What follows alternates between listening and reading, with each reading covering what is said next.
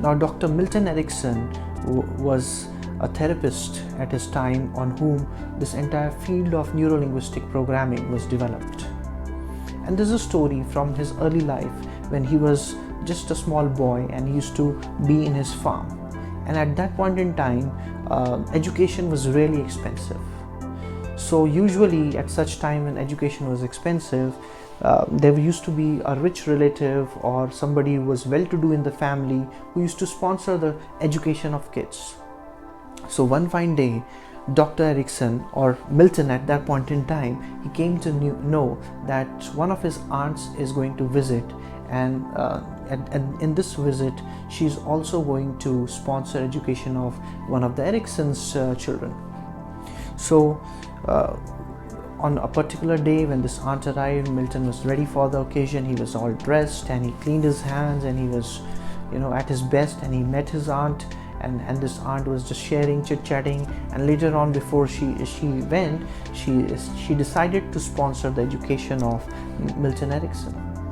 So Milton Erickson, he was really good at studies and he went to a school, and all that education got sponsored by this lady, and finally he went to a medical school and all that was also taken care of. And one fine day, after many years of studying and hard work, he graduated as a doctor, a medical doctor.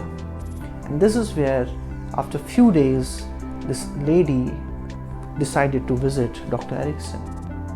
And by that time, the aunt has grown old. Milton is this young graduate who came out of the medical school, and he's meeting his auntie for the first time after graduation. And this lady, that point in time, she asked him a question.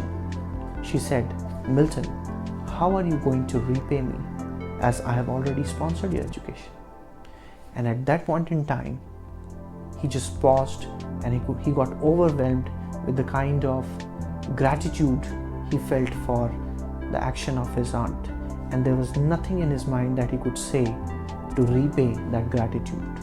And this lady, she just smiled, and his auntie then said that, "Milton, the only way you can repay me is by being the best doctor in your field and helping a lot of people." Friends, this is what Dr. Erickson did all his life, and he helped a lot of people come out of their fears, phobias, patterns of negative behavior, and he became one of the best doctors, one of the gurus of his time. So the seventh technique that will help you grow ahead in your leadership journey is when you're coaching and helping others.